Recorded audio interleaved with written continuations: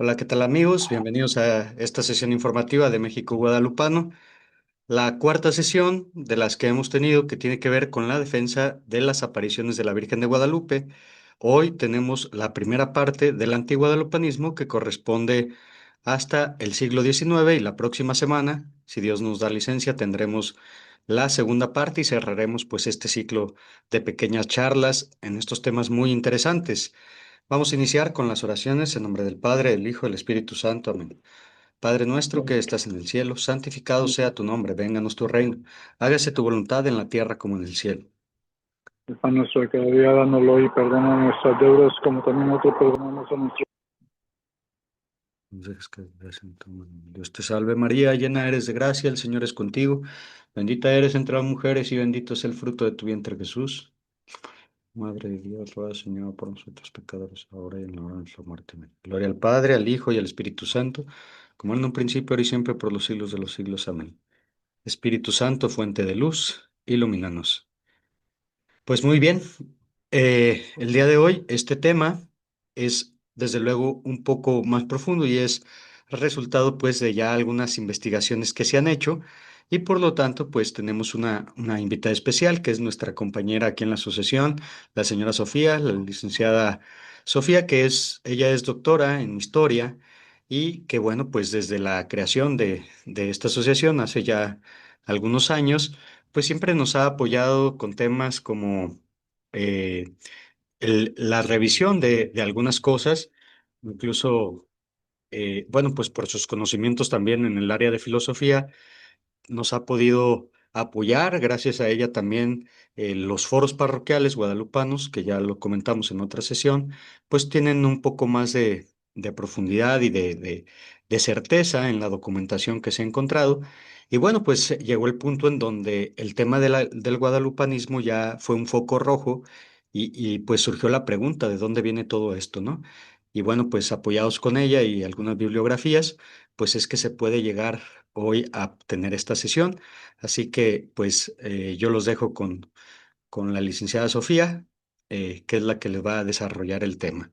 Muchísimas gracias y aquí seguimos. Que Dios lo bendiga.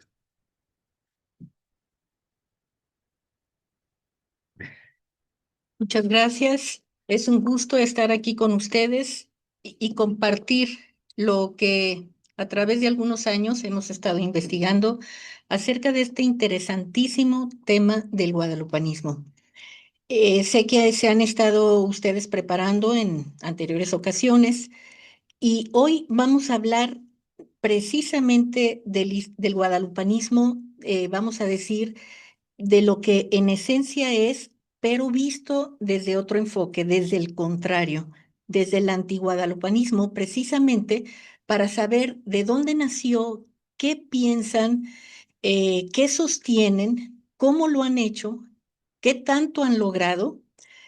eh, y este conocimiento del guadalupanismo nos va a ayudar precisamente a conocer más profundo, como dijo Pedro, pero también a la vez a defender a la Santísima Virgen de Guadalupe, que es el propósito de todas estas charlas. Entonces, vamos, ¿qué les parece a iniciar ya de lleno porque el tiempo siempre es nuestro enemigo, ¿no? Entonces, ¿cuál fue el origen de esta inquietud de investigar sobre el antiguadalupanismo? Eh, Sinceramente, en mi larga vida, digamos, eh, todo lo que yo había oído acerca de la Virgen de Guadalupe, todo era culto, devoción, alegría, amor, vamos a decir, cantos, procesiones, todo era una devoción profunda, como todos los mexicanos y muchos devotos del mundo tienen a la Santísima Virgen. Y por ahí casualmente escuchaba yo hablar de uno que otro persona que se había opuesto a estas apariciones. Yo me preguntaba que cómo era posible que alguien se hubiera atrevido a hacer eso y de quién se trataba, cómo se originó, y este es el verdadera inspiración de esta plática. Empecemos entonces hablando de que hablando de una realidad, el pueblo mexicano particularmente, que fuimos el privilegiado para que la Santísima Virgen descendiera del cielo y se quedara en nuestra tierra, hemos creído desde 1531 que la Santísima Virgen efectivamente se apareció a Juan Diego en el Cerro del Tepeyac y como madre que tiernamente se ofreció a ser de nosotros, a protegernos, a cuidarnos, a animarnos, así tal cual la hemos tenido, la hemos sabido, la hemos querido, le hemos agradecido, le seguimos rogando a la Santísima Virgen. Todo este culto fervorosísimo de parte de los mexicanos ha sido una constante hasta el día de hoy, que estamos a unos cuantos años de celebrar los 500 años, y esto quiero que quede muy claro y de ahí vamos a partir. Vamos a decir que todo el pueblo mexicano se ha desbordado y todos los creyentes en el mundo, todos quiero decir casi todos, por eso vamos a hacer algunas excepciones. Estamos seguros de la veracidad de las apariciones guadalupanas. Sin embargo, les digo que esto ha sido durante 500 años.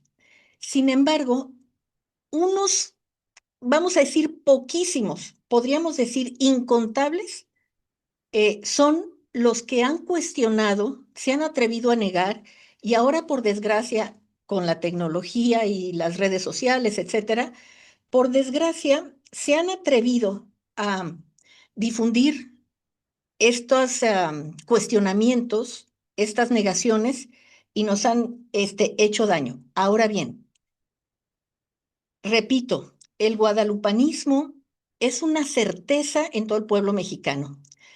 Ha habido miles, decenas de miles de escritores, poetas, literatos, historiadores, investigadores que han hablado, sostenido, defendido, argumentado a favor de la Santísima Virgen. Ha habido muchísimos, pero quiero empezar esta plática mencionando algunas de las palabras que el padre Mariano Cuevas nos expresa en su álbum guadalupano, álbum histórico guadalupano, que escribió para el 400 aniversario de la Santísima Virgen en 1931. Y dice él, entre otras cosas, partí de mi duda científica y teniendo una mirada por los papeles y argumentos guadalupanos que han salido al encuentro en los 20 años que llevo escribiendo historia, dice él, concluye, yo partí de una duda científica, no porque él dudara, al contrario, fue un sacerdote eh, de lo más serio, un historiador, un gran creyente, un gran defensor de la Iglesia Católica, pero el método que utilizó, dice él, partí de mi duda científica. Y con todos los papeles que me he encontrado, los documentos, porque anduve en archivos de México, de Estados Unidos, de toda Europa, lo que resultó de su investigación fue estar más convencido que nunca de la veracidad de la aparición guadalupana. Y aquí termina diciendo que la aparición figura entre los hechos históricos de su tiempo como uno de los más luminosamente documentados. Ciertamente no hay las decenas de miles probablemente de los documentos que estos antiaparicionistas o antiguadalupanos dicen, pero los que existen son más que luminosos para estar seguros de la veracidad de la Virgen de Guadalupe, de las apariciones de la Virgen de Guadalupe. Así que antes de hablarles del antiguadalupanismo, creo que es muy necesario, y en esto sí les pido toda su atención, para que tengamos presente algunos de los hechos u obras o personajes más importantes del guadalupanismo para que cuando hablemos de ellos los podamos ubicar. Esta es una línea de tiempo que inicia desde 1431, ¿verdad? Sabemos del 12 de diciembre, cuando fue la aparición de la Santísima Virgen, hasta, digamos, nuestros tiempos. Esta clase, esta charla, vamos a dedicar solo a hablar hasta lo que sucedió en 1900.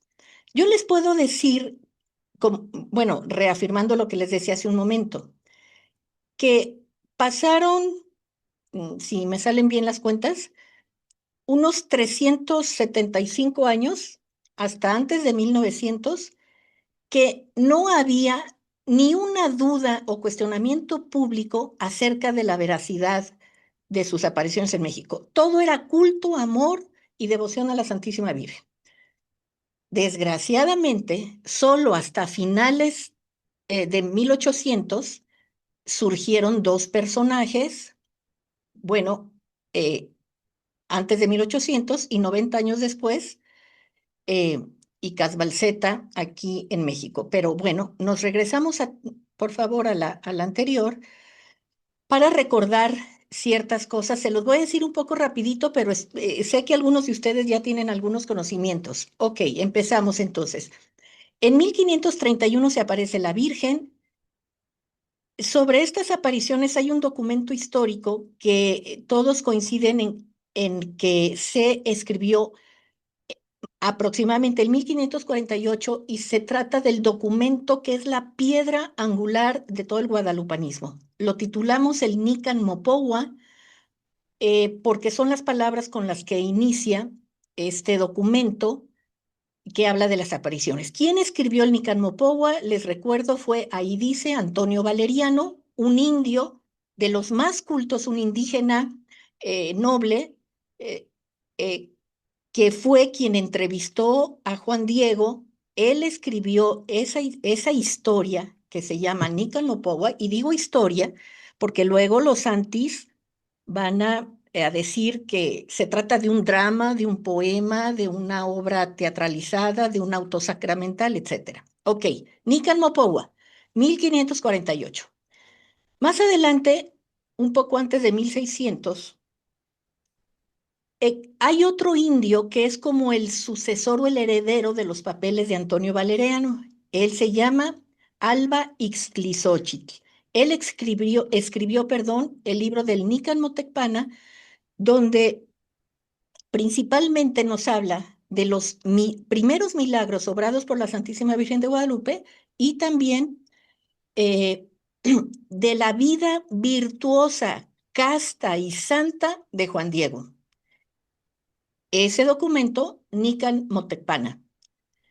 Bien, en 1648, o sea, estamos hablando ya más o menos a mitad del siglo XVII, por vez primera se editan dos libros, uno por Miguel Sánchez y otro por Lazo de la Vega al año siguiente, donde nos hablan sobre la historia de las apariciones, porque se publica lo escrito en el Nican Mopohua y en el Nican Motecpana. Miguel Sánchez y Lazo de la Vega. Ambos escribieron, el primero en 1648 y Lazo de la Vega en 1649. Bien. Luego vienen lo que se conoce como informaciones jurídicas de 1666, que es un documento histórico de gran valía porque se trata de un testimonio de 20 testigos, vaya la redundancia, de 20 testigos, 7, 12 o 13, vamos a decir, indígenas, espero no estar equivocada, o es al revés, indígenas, y los demás, los superiores de los conventos, los superiores, claro, de origen español, de los conventos que aquí existían en ese tiempo.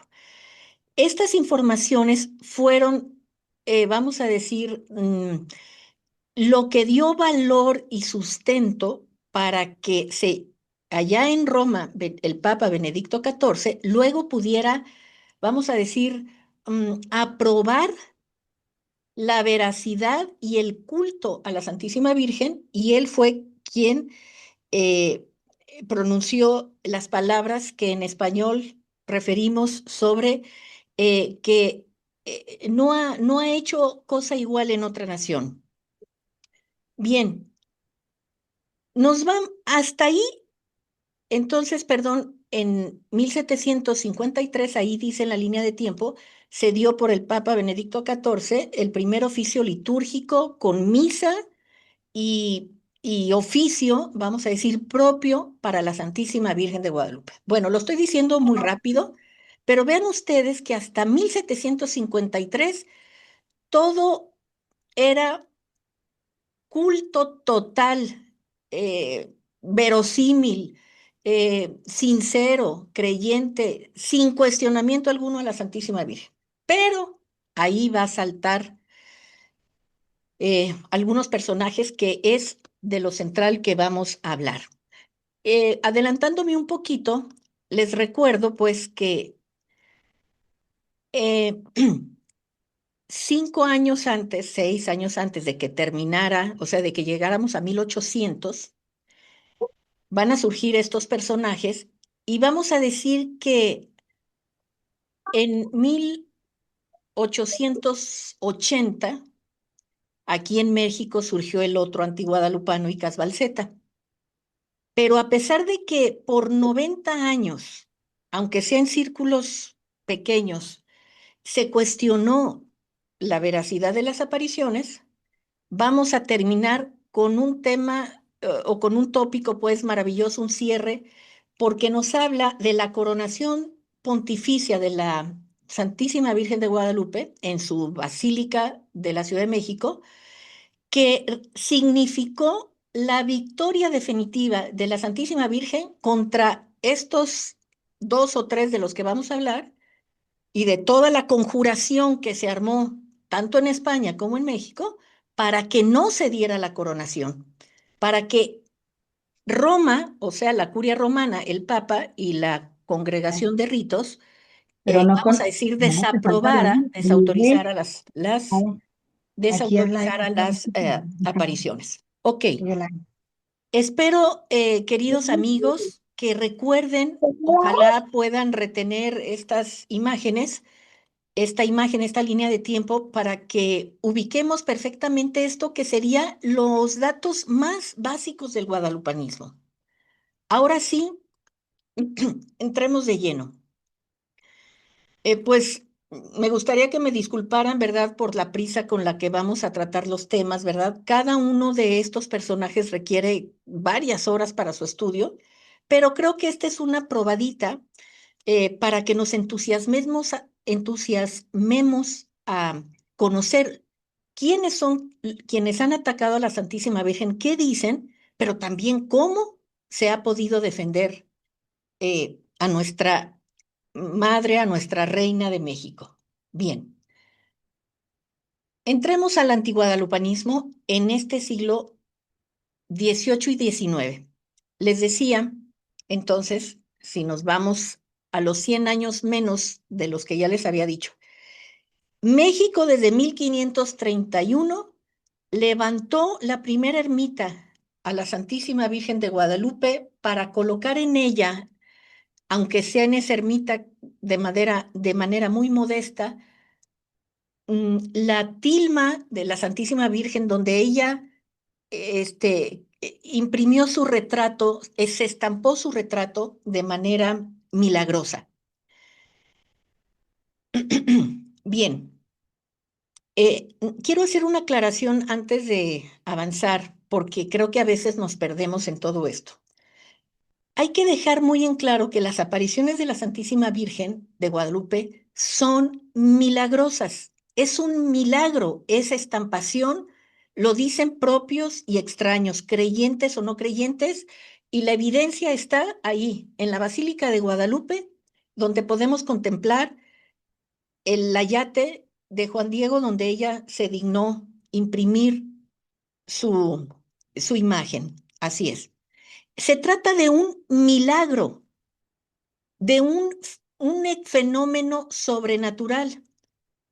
Y como milagro que ciertamente no forma parte de la revelación pública y no estamos obligados, digamos, por la fe, a creer rotundamente, en el sentido de que si no creyéramos en ellas, no nos salvamos, no, ciertamente no es parte del depósito de la fe pública, digamos, pero es una revelación privada y como dicen los defensores de la Virgen, y por el hecho de que la Iglesia, con todo detenimiento, por siglos enteros se ha dedicado a estudiar el tema y en 1895, antes de coronarla, lo confirmó por segunda vez a dar el segundo oficio propio, con misa propia a la Santísima Virgen. No podemos, moralmente, no podemos negar las apariciones de la Virgen, o dicho de otra manera positiva, estamos obligados moralmente a creer en la certeza de sus apariciones, porque no solo lo confirma, claro, la historia, pero sobre todo porque la Iglesia, de manera escrupulosa, detenida y concienzudamente, determinó la veracidad de las apariciones. Entonces, las apariciones son milagrosas, y ustedes van a ver más adelante por qué repetimos esto. Sí se trata de un hecho histórico, por supuesto, pero a quien corresponde juzgar sobre la veracidad o no de un milagro no es a los historiadores, no es a un investigador cualquiera, un seglar, es a la sagrada congregación de ritos que se toma años de estudio para poder verificar la veracidad o no. Ok, entremos entonces. Todo estaba bien, vamos a decir, en 1794. Éramos todavía estábamos en la etapa colonial, aquí la Nueva España, dependíamos de España. Acuérdense que estaríamos hablando de unos 20 años, por decir, antes del inicio de la independencia, y México, después de 300 años de una estabilidad sociopolítica, religiosa y demás, un pueblo mestizo, eh, con el amparo de la Santísima Virgen, era un pueblo católico y unido en términos generales. Y feliz porque tenía el patrocinio de la Santísima Virgen, que además nos cuidó de epidemias, de inundaciones, de desastres. Y no, imagínense los miles, yo diría millones de milagros que a través de los siglos la Santísima Virgen ha hecho. Todo era felicidad en México. Entonces ustedes se preguntarán, ¿y de dónde caramba vino el famoso antiguadalupanismo? Pues a mí se me hace difícil creerlo, pero curiosamente no fue aquí en México. Digo, eso por una parte puede tranquilizarnos un poco. ¿Quién fue el autor material, el origen? El primer antiguadalupano de la historia fue un español, digo, y pues es es una desgracia decir, digo, porque pues amamos a nuestra madre patria, etcétera, etcétera, pero vamos, yo diría que fue un mal español y un mal católico. ¿Por qué?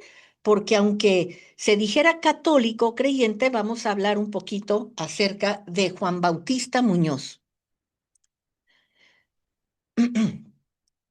Juan Bautista Muñoz, a ver, me encantaría si, bueno, creo yo, los invito a que pongamos más atención en las palabras que en las orales, ¿verdad? Que en lo que está escrito.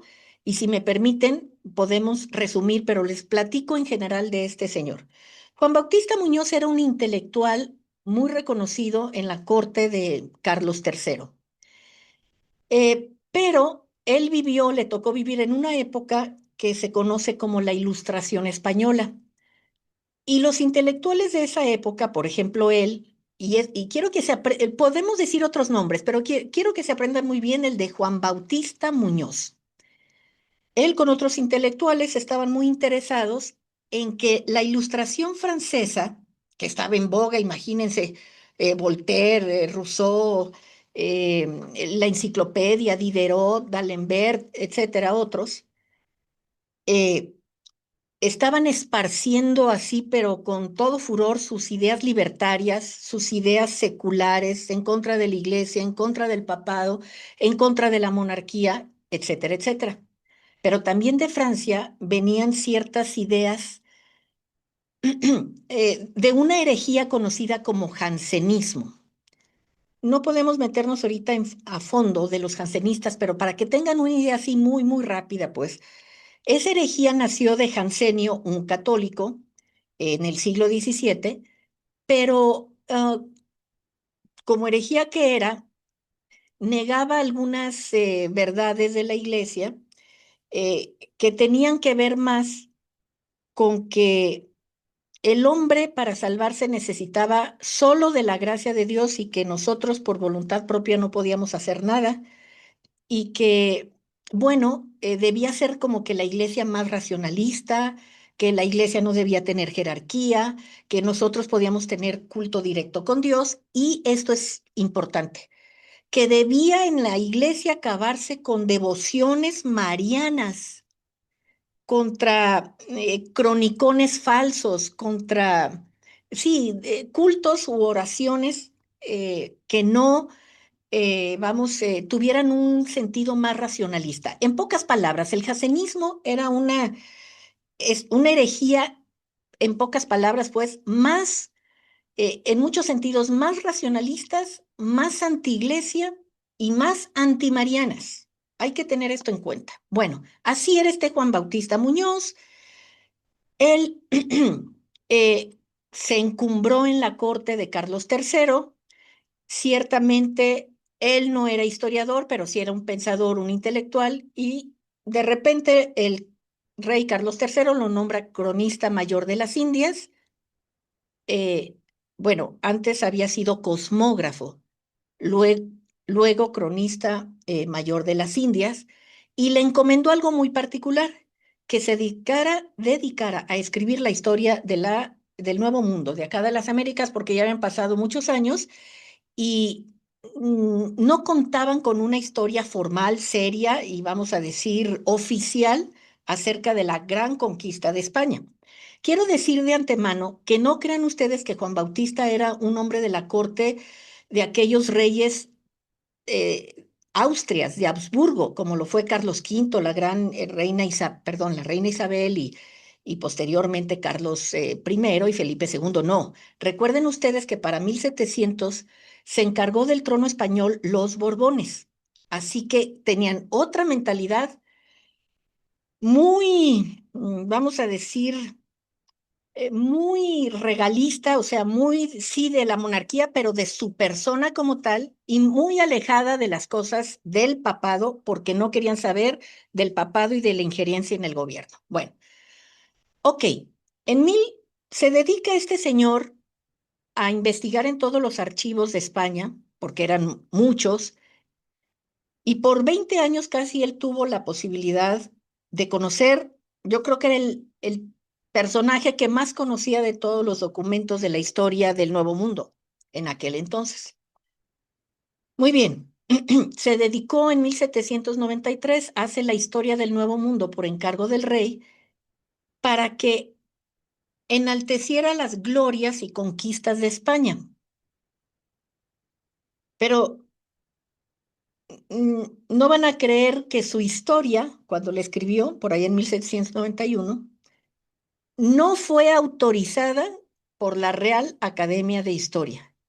La censuraron porque no estuvieron de acuerdo con la visión de Juan Bautista Muñoz, porque en vez de enaltecer a España, sutil o no sutilmente terminó denostando, así como Bartolomé de las Casas y otros anti-españoles, él como propio español terminó denostando la conquista, la colonización y la colonización de España. Bueno, no nos vamos a meter a muchas ideas, pero fíjense, estamos en 1793 y saben, el único que le autorizó o que, vamos a decir, intervino para que se pudiera publicar su primer tomo fue el rey, porque nadie más estaba de acuerdo con su visión.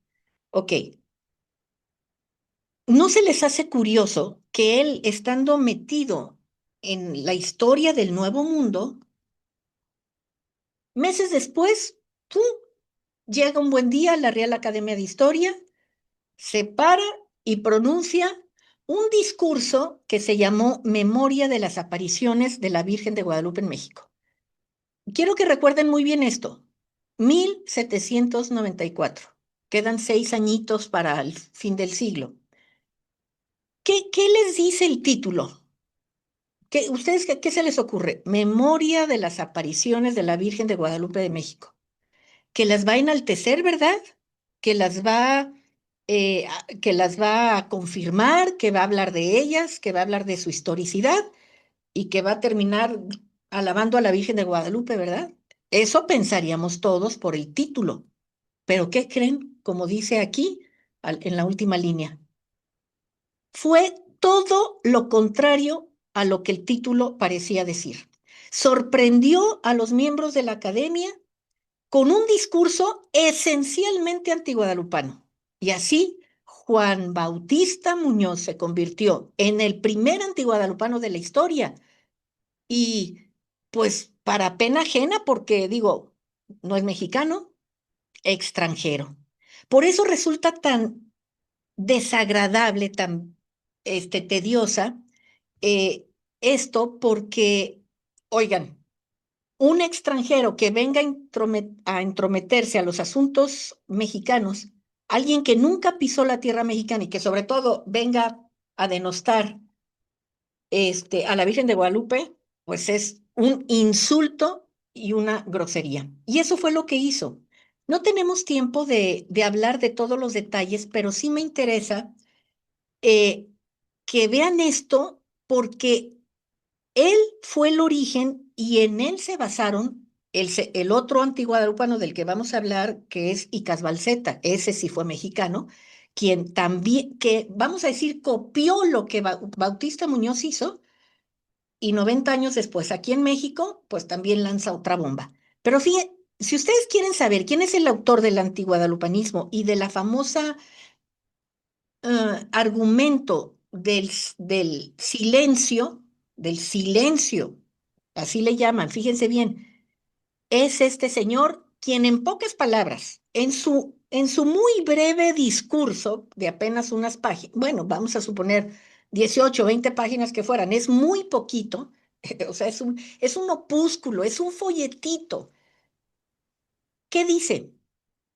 En pocas palabras, dice que las apariciones de la Virgen Santísima de Guadalupe, me voy a ir de atrás para adelante, son el resultado de, de la imaginación, de la invención, de los cuentos, de las narraciones, de la fantasía, de los engaños, de visiones imaginarias de los indios de México. En pocas palabras. Las apariciones son una fábula inventada por los indios ebrios. Digo, se los digo en 4 palabras, ¿verdad? A ver, vean ustedes si este historiador era serio, si era objetivo, si de veras pretendía hacer una crítica sobre la historia de las apariciones. No, este señor termina a veces sutil y a veces descaradamente burlándose de, de las apariciones de la Virgen. Bien, no tenemos tiempo de detenernos en esto, pero él, que se ufanaba de ser un crítico de la historia con una rigurosidad, revisando documento tras documento, dice que todos los documentos que los guadalupanos han aportado, ofrecido, presentado para sustentar la veracidad de las apariciones, él simplemente los ningunea, los desprecia porque son papeles mugrientos, porque no parecen ser originales, porque, pues, ¿qué más les puedo decir? Porque seguramente los copiaron para sustentar esta fantasía. No, es una cosa verdaderamente que lejos de ser un trabajo serio histórico, para mí, o sea, para muchos, y cuando lo lees, te das cuenta que se trata de un ataque eh, visceral, ¿verdad? De un no creyente. Eso hay que tenerlo muy en cuenta. No fue un historiador quien la impugnó, quien negó a la Virgen. Fue un hombre que por su falta de fe, por su jansenismo, se quiso ir de lleno contra las devociones marianas. Y ahora nosotros nos podríamos preguntar, bueno, ¿él lo hizo por cuenta propia o eh, el Estado o el Consejo de Indias o las logias masónicas u otros sectarios lo mandaron a hacer esta cosa vergonzosa para él? Vamos a dar un salto tremendo a la historia y nos vamos a ir eso sucedió, a ver si yo les quisiera preguntar, a ver, ¿cuándo surgió el primer antigualupano? Repetimos, 1794, el español Juan Bautista Muñoz. Bien.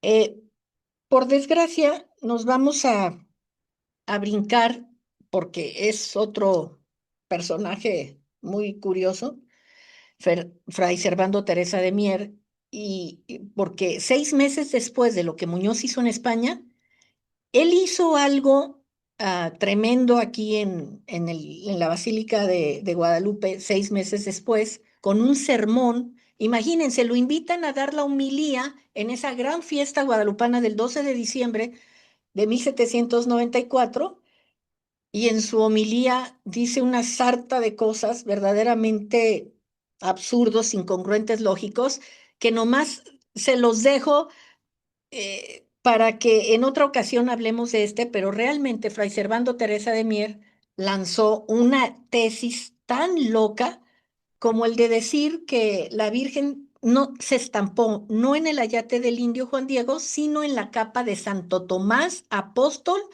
quien desde el siglo primero de la era cristiana, lógicamente, vino a cristianizar a los indígenas de México, y él en su capa, perdón, de Santo Tomás, se había estampado la Virgen, Santísima Virgen María, que en vida se estampó, se pintó en su capa. Y bueno, la verdad no tengo tiempo de decir las sandeces que este señor dijo, pero fue fuertemente sancionado, ¿verdad? Y deportado, castigado a España, etcétera, etcétera. Ya tendremos tiempo de hablar, pero si alguna vez escuchan sobre esto, sepan quién fue quien se atrevió a decir semejantes tonterías. Bueno, ¿qué les parece si nos damos un brinco? Acá de España hasta México, ya estamos unos 50 años después de la independencia de México, ¿verdad? Bueno, desde que inició la independencia, y nos encontramos por allá en 1880. Bueno, digamos, aquí aparece Joaquín García y Casbalceta, que nació en 1825, pero como vamos a ver, su obra y lo que hizo, el daño que hizo, fue a finales de ese siglo. Él fue un gran historiador, era un hombre muy reconocido, renombrado, fundador de la Real Academia de la Lengua, de la Historia, y gozaba de la mejor reputación y fama entre los intelectuales mexicanos y entre los más amables, acomedidos. Él era un católico también de perfil bajo, pero cuidado, hay un dato muy importante. Aunque no se dedicó él a la política propiamente, pero sí a las letras, tenemos la cita, vamos a decir, el dato, efectivamente, que fue miembro de los historiadores tuxtepecanos, eh, masón, por supuesto, que eh, participó en el plan de Tuxtepec. En fin, este señor, que gozaba de la mayor fama como hombre de letras, como más que historiador, historiógrafo, bibliófilo, porque amaba, tenía una gran pasión por toda la historia de México y coleccionaba documentos antiguos, los editaba y demás. Gozaba de la mayor credibilidad, tanta que el arzobispo de México, el señor Antonio Labastida y Dávalos, le pidió a él, a Icaz Balceta, vamos a decir, como su visto bueno, como su opinión acerca de un trabajo histórico que sobre la Virgen de Guadalupe le habían dado a revisar al propio obispo. Él se lo da a este señor Icaz Balceta, y Icaz Balceta hace vamos a decir, un trabajo, sí, un trabajo donde le responde a la Bastida. Su trabajo se titula Historia, perdón, repito por aquí. Su trabajo de Icaz Balceta es su título es Carta sobre el origen de Nuestra Señora de Guadalupe de México. Bien, se los voy a decir también así en pocas palabras, aunque les digo, cada personaje requiere de mucho tiempo pero para que sepan, el primer antiguadalupano en México fue Joaquín García y Casbalceta, porque en su carta, que según esto originalmente iba a ser secreta, que no le iba a publicar, que nomás era para responderle al obispo, pues empieza muy amablemente cuestionando las apariciones de la Virgen y termina de un modo bastante radical, ¿verdad? En este trabajo suyo que en cantidad representaba el doble, digamos, de páginas de lo que Muñoz había hecho, pero en esencia se basa en lo mismo. Vean ustedes aquí rapidito para no pasarme en el tiempo. Vean ustedes en la imagen, la imagen que están viendo en su pantalla, y dice ahí, rechaza la historicidad del guadalupanismo por el silencio universal, lo mismo que había dicho Muñoz. Dice que el nombre de Guadalupe se lo impusieron los españoles por eh, bueno, Muñoz decía que porque era parecida a la de España, o sea, cosa totalmente absurda. Este señor Icas Balseta se burla de Juan Diego por su ignorancia y su vida casta. No menciona el nombre del Nican Mopowa porque lo han despreciado tanto, y no es el único, ¿eh? Varios antigualupanos, cuando se refieren a este documento del Nican Mopowa, o sea, acerca de la historia de las apariciones, lo dicen como un documento, como unos papeles escritos en papel de maguey, viejos, eh, descuidados, pues vamos a decir, sin valor, etcétera, ¿no? Pero no hablan del Nican Mopowa, qué barbaridad. Ellos dicen él dice, perdón, que el culto a la Virgen, lo mismo que Muñoz, es una invención, fábula, cuento, basura inaudita, etcétera. Y verdaderamente termina hablando eh, de manera grosera y demás. Y esto de que identifica la imagen de la Virgen de Guadalupe como una aparición demoníaca, eh, veamos entonces lo que, digo, se los voy a reducir a unas pocas líneas, o más bien trato de explicárselo. Él dice que por aquellos años de 1531, poquitos años antes, los indios hablaban de apariciones, ¿verdad? Entonces, él dice apariciones de cosas fantasiosas, qué sé yo, de diosas, de mujeres, de hombres, qué sé yo, ¿no? Y les voy a decir cómo termina hablando. Dice así, hace una cita de otro historiador donde habla de que don Martín Ecatl fue el segundo gobernador de Tlatelolco después de la conquista, que gobernó 3 años. Y fíjense bien, ahí va la clave. Y en tiempo de o sea, de ese gobernador Martín Ecatl, el diablo en figura de mujer andaba y aparecía de día y de noche y se llamaba Siocoatl o Cihuacóatl, que era el nombre de una de las diosas. Ok. En pocas palabras, él está diciendo que la invención, la fábula, el cuento de la Santísima Virgen de Guadalupe se debe a lo que unos indios decían que se les apareció, y está diciendo aquí él. El diablo en figura de mujer andaba y aparecía de día de noche. Este es el origen de las apariciones de la Santísima Virgen de Guadalupe. Ahí dice, como una aparición demoníaca. Yo sinceramente, bueno, y el Icas Balseta, Icas Balseta, que como les digo, no, hombre, ustedes pregunten por Icas Balseta y es un ejemplo de historiador mexicano del siglo XIX. Nomás lean su carta, incluso la pueden buscar por internet. Digo, pero ya con un criterio y con ciertos conocimientos y formación. Entonces, eh, vean ustedes que, bueno, no tengo el tiempo para hablarles de qué sucedió esto si se supone que era una carta secreta. Resulta que él lo tenía, se la presentó a 2 o 3 amigos, por cierto, igual de masones o filomasones. La tenía guardada en su archivo y un, pues, eso sí me da mucha pena decirlo. Esa sí me da pena propia. ¿Por qué?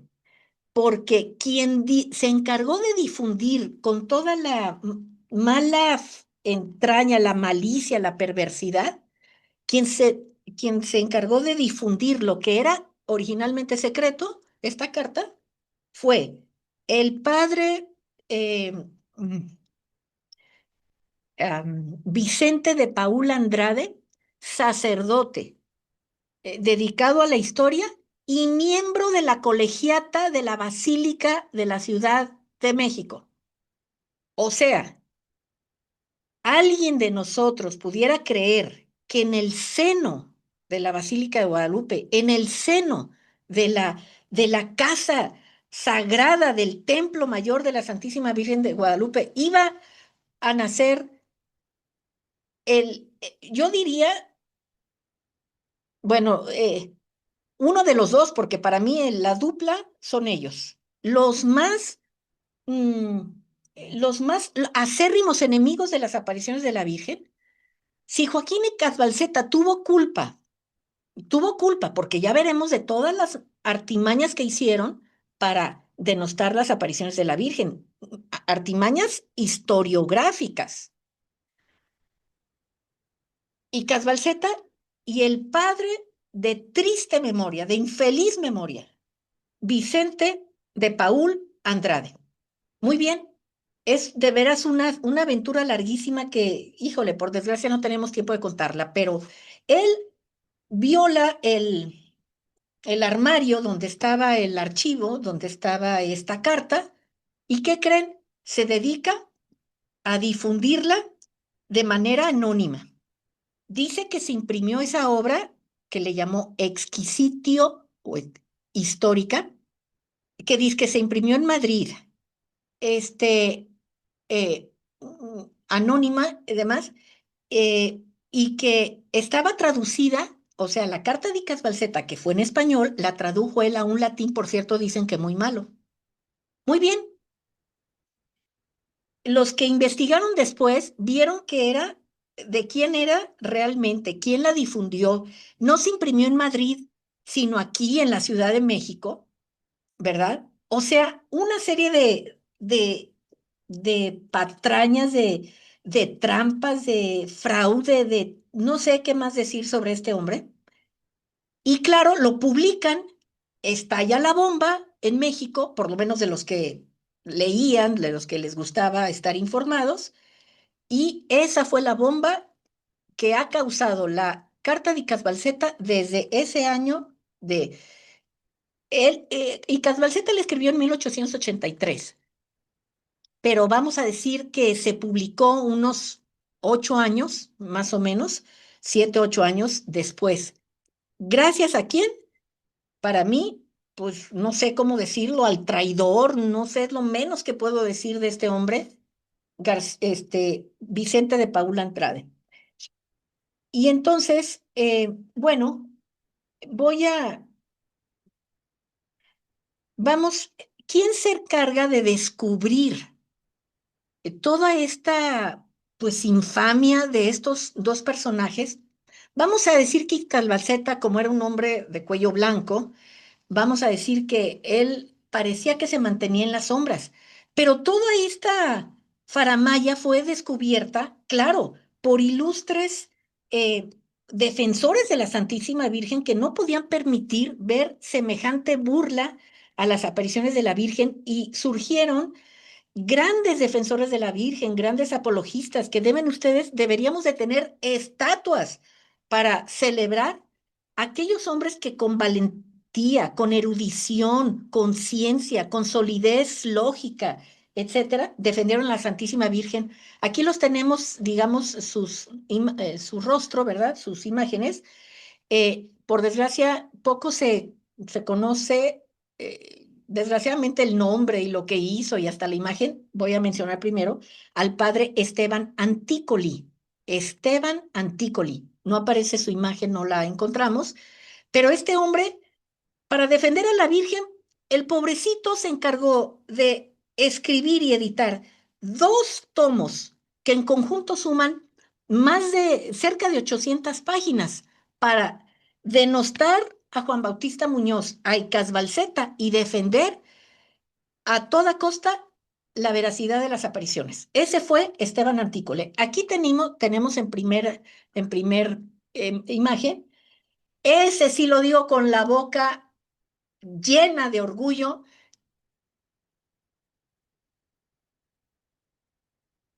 llena de satisfacción, porque se trata de un tapatío del cual nos deberíamos sentir sumamente orgullosos y que por desgracia los que habitamos aquí en Guadalajara ni siquiera conocemos su nombre, aunque esté su estatua en la rotonda de los hombres ilustres, por ser un hombre claro, benemérito, eh, que ayudó a los indigentes, a la sociedad tapatía. Para mí este hombre, bueno, es un santo, a pesar de, digo, no a pesar, sino que lo engrandece sus rasgos indígenas. Era un hombre el más pobre que hayan ustedes podido conocer.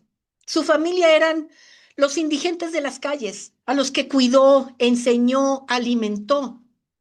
Ese era, de esa talla moral era don Agustín La Rosa. Este hombre, que era un sabio porque podía escribir de química, física, aritmética, gramática, literatura, historia, un nacionalista como pocos, pero guadalupano y erudito como él solo, Nahuatlato. Ojalá en otra ocasión pudiéramos hablar de la obra que él hizo, pero su obra, que se llama En defensa de la Santísima Virgen de Guadalupe, fue para en 30 puntos defender simple, sencilla, sólida y con gran erudición a la Santísima Virgen de Guadalupe en contra de todas las sandeces que dijeron Icas Balseta y los otros. Bien, algún día. Bendito don Agustín de la Rosa. Enseguida tenemos a un gran, también Monseñor Hipólito Vera, que hizo una gran obra para defender a la Santísima Virgen. Tenemos aquí a quien pudo cristalizar la coronación de la Santísima Virgen. Él era sobrino del obispo Labastida y Dávalos, pero murió 3 años antes. Él se encargó de organizar de pe a pa toda la coronación, pero no saben lo que tuvo que pasar. Ahorita les cuento algunas cosas. Y finalmente acá tenemos con quien iniciamos, que el padre Mariano Cuevas, un gran historiador mexicano. Pero como anécdotas, y quizá con esto nos permita terminar acerca de la coronación. Fíjense entonces que por aquellos años, resumiendo, como de 1880, vamos a poner, entonces pensemos, 20 años antes de que terminara el siglo, y vamos a decir unos 15 años de la coronación de la Virgen, que fue en 1895. No, no, no, no, no. O sea, los enemigos de la Santísima Virgen estaban con todo. Y no lo digo yo, lo dicen los historiadores, que esas conjuraciones salieron de las logias masónicas de aquí de México, ¿verdad? Para denostar a la madre de los mexicanos, a quien forjó nuestra patria, a nuestra reina, ¿verdad? Claro, como incrédulos que son, anticatólicos y demás, se fueron contra ella con todo lo posible, ¿no? Ok, ya vimos lo que hizo Icas Balseta, lo que hizo Andrade y otros más, ¿no? Pero algo curiosísimo y así súper rápido. Inventaron cuando por fin el Papa León XIII aceptó que se coronara a la Virgen. Fíjense, se iba a coronar en 1887. Y en vista de la gran adversidad polémica que surgió aquí por culpa de ellos, tuvieron que posponer 8 largos años la coronación. Imagínense, hicieron de todo para evitar la coronación que finalmente se dio en el 95. Bueno, pero entre todas esas diabluras que hicieron, increíble. Le dijeron a Porfirio Díaz que todo esto de la coronación era una pantalla para que Antonio Plancarte, el organizador, y todos los mexicanos y sus secuaces, todos los conservadores y demás, estaban urdiendo una conspiración, una rebelión en contra del gobierno. Y entonces los acusaron de subversivos, de revolucionarios y rebeldes. Y fíjense lo que inventaron, que este señor Antonio Plancarte estaba or- organizándose en secreto, en reuniones secretas con un general, con médicos, con hombres importantes. Mandaron a un policía, a un agente secreto, a verificar que eso se estuviera dando. Este agente secreto, que era un hombre honesto, de inmediato se dio cuenta que se trataba de una obra de teatro esa reunión. Los personajes estaban disfrazados como si fuera una obra de teatro, aparentando la famosa conspiración, ¿no? De inmediato se dio cuenta, corrió con sus autoridades, advirtió este problema y el jefe, pues, de la policía que llegó hasta con Porfirio Díaz, terminó por dar al traste con este plan. Otro, rápido. Ah, claro, sí, y porque este agente secreto se dio cuenta de la falsedad y el teatro que habían plantado ahí, porque claro que él los conocía personalmente conocía quién era Plancarte, quién era el general supuesto, quién era el médico fulano de tal, ¿verdad? Y de inmediato se dio cuenta de esta diabólica maquinación. Pero una cosa increíble, todavía un día antes de la coronación, el 11 de octubre de 1895, ¿qué creen? Estos malvados quisieron confiscar la corona y fueron a denunciar al, a, lo- a los oficinas correspondientes. Fíjense bien, acusaron a Plancarte que se había robado las joyas de la corona, las verdaderas joyas, y que él había metido otras falsas y que por lo tanto debía de estar encarcelado. ¿Para qué? Para evitar que estuviera en la coronación, que fue flamante. Bueno, de ese pelo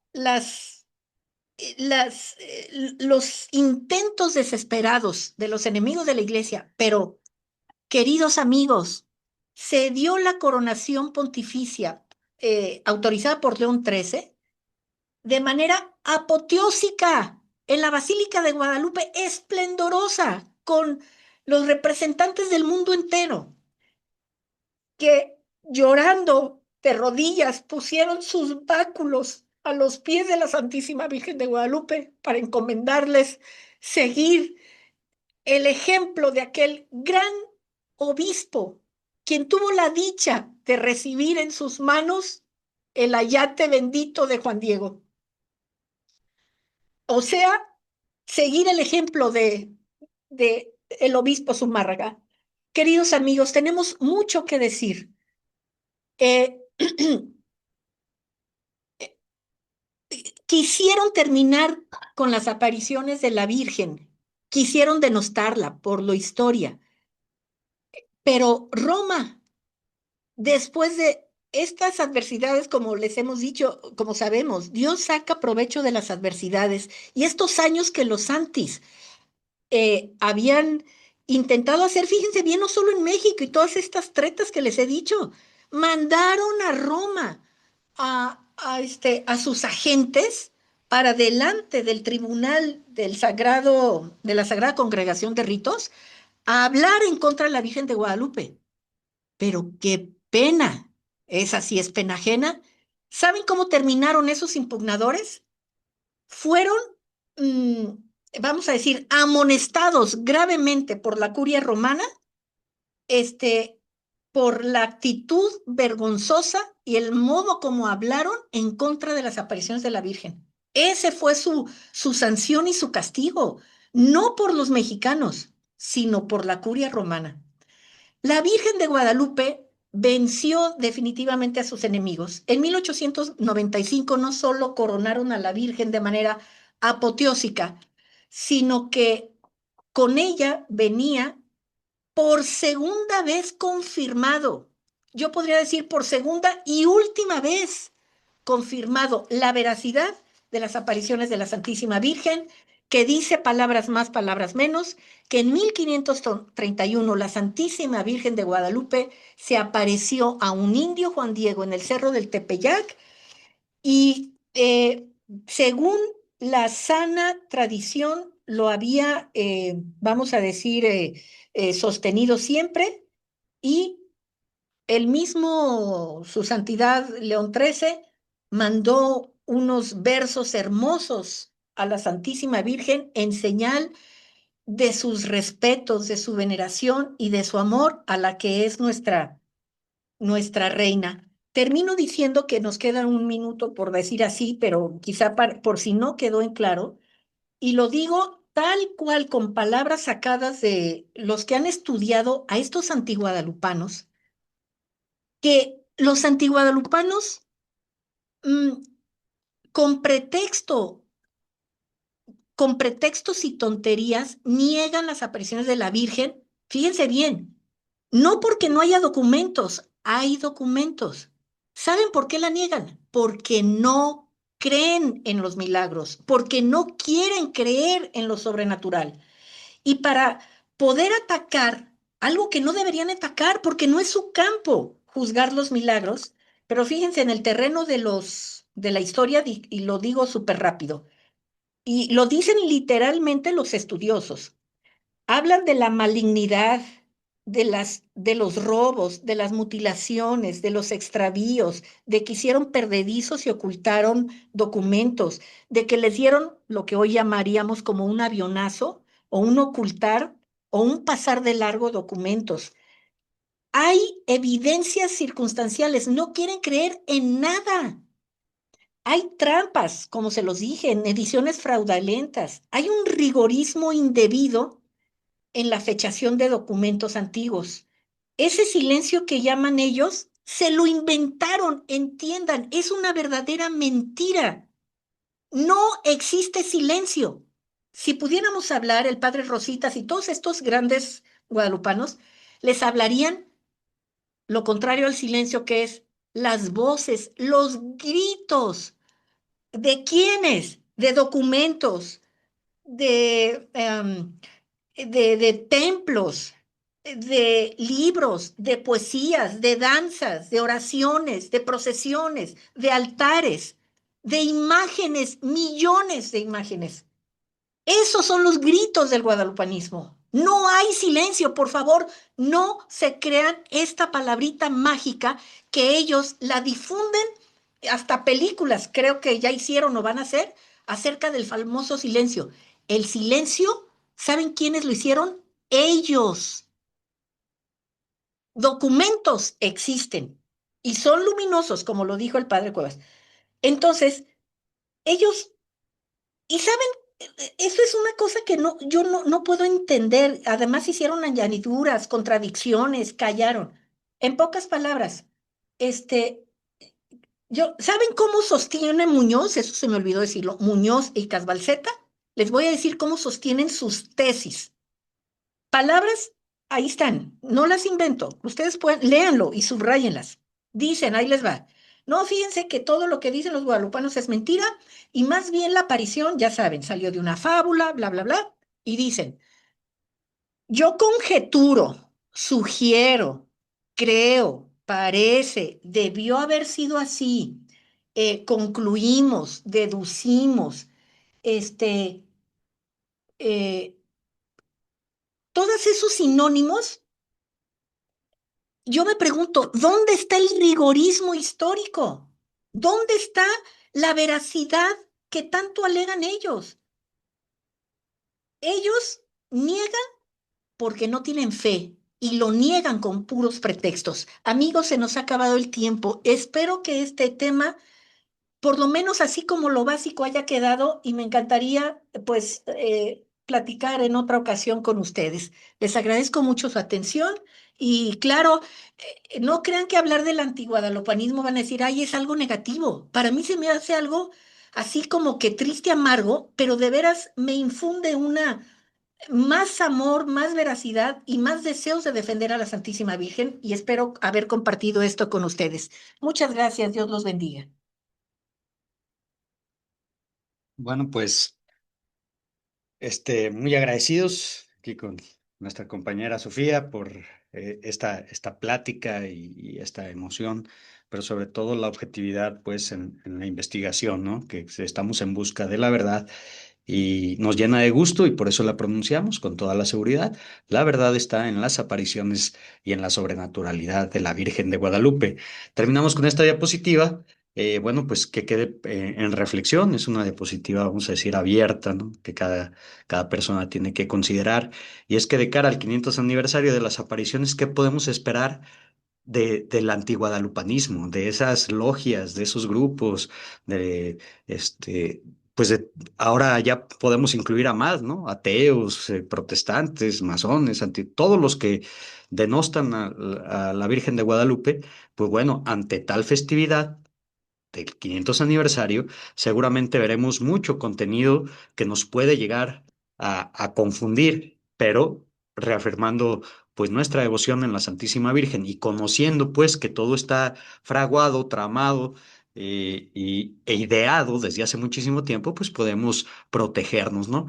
Si recordarán en las sesiones pasadas que teníamos algunas diapositivas en donde veíamos los argumentos en contra, ¿no? Lo que hoy dicen los jóvenes, lo que se dice en las universidades, y qué vemos ahí, pues que dicen, no, pues es una historia inventada por los españoles. Bueno, ya vieron de dónde salió eso, ¿no?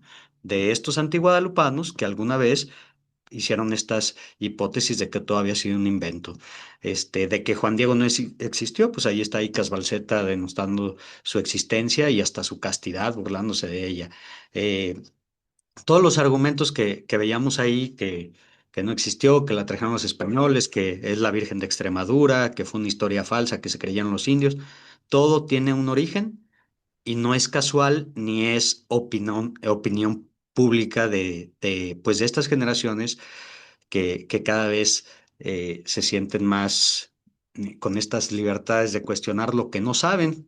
Poníamos los ejemplos en otras sesiones de que hoy los jóvenes lo dan por hecho, pero jamás han investigado nada, ¿no? Escucharon una versión, eso les parece y eso creen. Y bueno, pues haciendo también la reflexión que esperemos estar equivocados, pero probablemente con este anticristianismo que se vive y con un guadalupanismo meramente cultural y no de devoción, estaremos, no estaremos ante la primera generación de mexicanos que no se siente orgullosos de ser guadalupanos. Bueno, yo no soy muy joven, tampoco muy viejo, pero pues esto ya con mi generación, con mis amigos, es un tema intratable, ¿no? Unos no quieren entrar en polémica, pero no creen, y otros simplemente lo ven como una invención, sin ningún argumento. Por esto es importante conocer este tema, saber que hay un origen, que hay una malicia en el origen, que es una perversión y que finalmente pues todo esto también está de alguna forma inspirado por el enemigo de la Virgen, que en México pues es especial, pues ella le aplastó la cabeza y le quitó su trono de sangre y de muerte, ¿no? Y que bueno pues se ha enfocado con especial encono contra la Virgen pues quiere desterrar su imagen y su devoción. Y pues ahí es en donde tenemos que estar como humildes Juan Diego, sencillos, pero también en ese amor que tenemos nos tiene que animar pues a hacer más y si es necesario a defenderla. No vamos a ir contra los grandes historiadores, no es necesario, ya sabemos que hay malicia, pero sí rescatar principalmente a nuestros hijos, a nuestros familiares, a nuestros vecinos, poderles dar un aliento una iluminación en el conocimiento, que bueno, pues con mucha prudencia y con mucha sencillez, pues lo hemos tratado de hacer en estas sesiones, que no se han terminado porque pues llegamos hasta el siglo XIX y la próxima semana estaremos hablando del siglo XX con otros pseudohistoriadores, con eh, pues ya en un siglo en donde la ciencia se ostenta también prácticamente como una religión, ¿no? Y vienen otros tipos de ataques, y desde luego sin olvidar la triste memoria de el cardenal Schulenburg y eh, sus faltas de respeto, sus blasfemias, teorías, desde luego con muy mala intención, acerca de la Virgen de Guadalupe. De todo eso estaremos hablando la siguiente semana. Así que el tema no se ha terminado, pero hemos reforzado y hemos dado un paso muy importante y un paso firme en la defensa de las apariciones de Nuestra Señora de Guadalupe. Pues muy bien, vamos a darle la voz a las personas que quieran participar, no es obligación. Si alguien quiere hacer algún comentario, también allí por ahí está el chat. Si alguien quiere compartir o preguntar algo, con muchísimo gusto. Vamos a iniciar mencionándolos, pues, como nos aparecen aquí en la lista de la plataforma, con Rosario Rivera, si algo nos quiere compartir. La señora Rosy Rodríguez, es conocida, la saludamos con muchísimo gusto. Silvia. Ya saben, solamente hay que activar su micrófono y con mucho gusto los escuchamos. Gaby, iPhone de Teresa, si hay algo que quiera compartir. Licenciado Martín Gama, qué gusto verlo por acá. José de Jesús Vizcarra, con muchísimo gusto lo saludamos. La señora Yoy Escoto, también la vimos en el homenaje, ya es compañerita guadalupana también. Saludamos con mucho gusto al licenciado Daniel. Tenemos aquí un teléfono, bueno, viene su nombre, Oppo CPH 2531. Si algo quieren preguntar, los estoy saludando, pero a la vez también de alguna forma dándoles la palabra, ¿eh?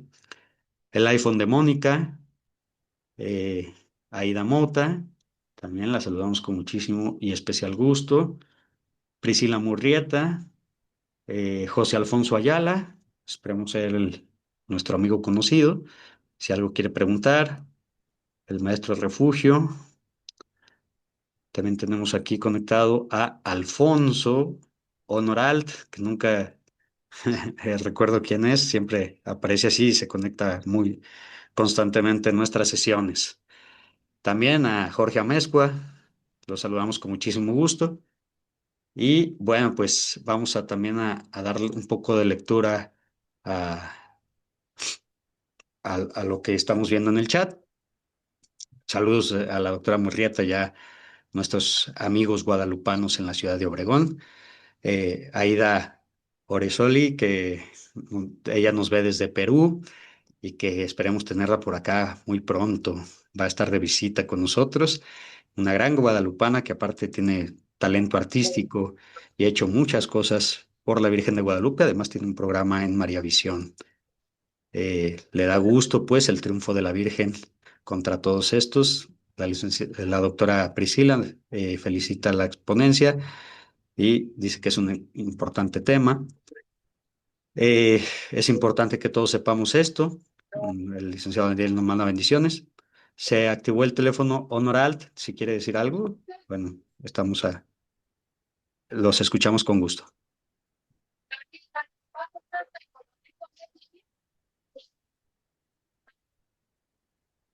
Está activado el micrófono de Honor Alt LX3. ¿Algo que quiera comentarnos? Sí, felicitarlos y nuevamente, como siempre, gracias por su gran exposición y gran aportación. Felicidades a todo el equipo de trabajo. Dios los bendiga. Muchas gracias. ¿Con quién tenemos el gusto? Recuérdenos su nombre.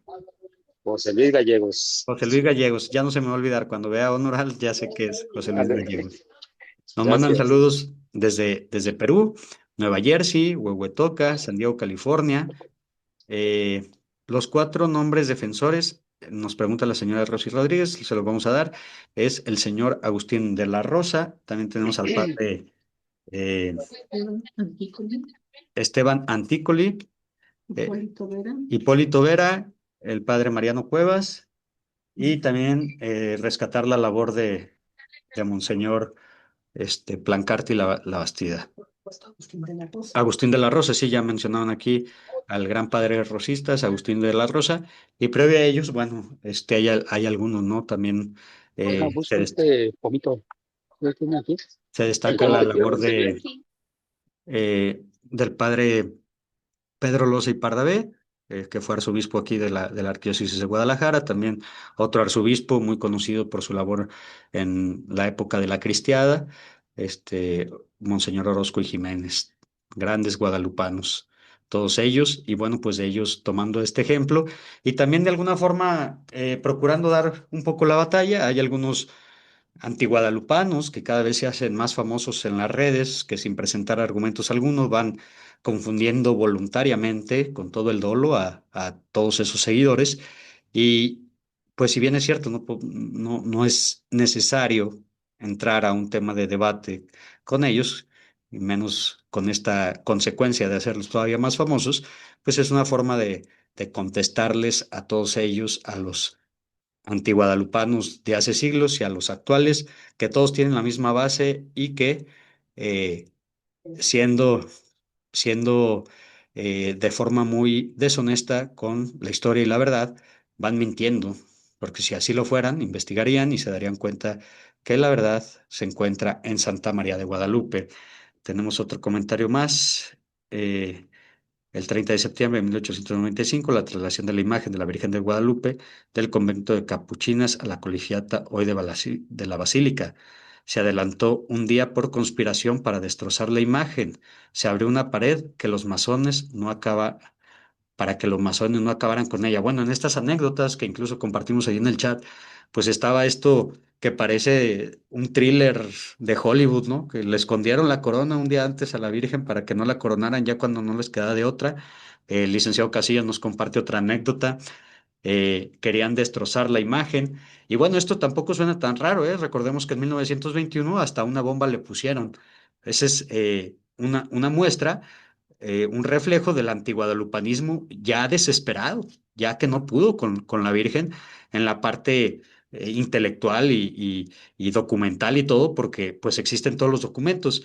Menciona Monseñor Eduardo Chávez, que es el eh, canónico de la Basílica, teólogo magistral guadalupano, recientemente nombrado hace apenas un par de años, que se presentaron para la canonización de Juan Diego más de 2.500 documentos. Y bueno, ya nos comentaba nuestra compañera Sofía, todo este silencio falso, este falso argumento del silencio, que bueno, pues teniendo tanto ruido eh, presente en la tradición guadalupana y aparte 2.500 documentos, bueno, pues eso solo se puede sintetizar en una sola palabra, ¿no? Encono, malicia, odio, y ¿quién odia a la Santísima Virgen? Pues los que odian a Dios, y ya sabemos que pueden ser de otros, los que profesan otros credos, o bien, pues los grandes enemigos siempre de la iglesia, la masonería y otras logias.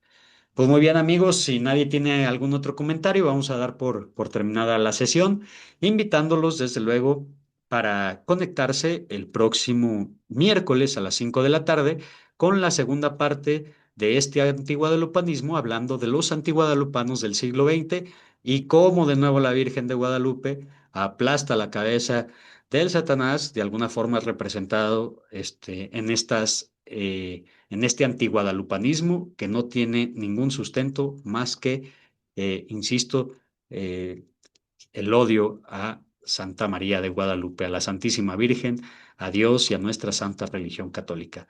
Muchísimas gracias, que Dios los bendiga y nos vemos el próximo miércoles.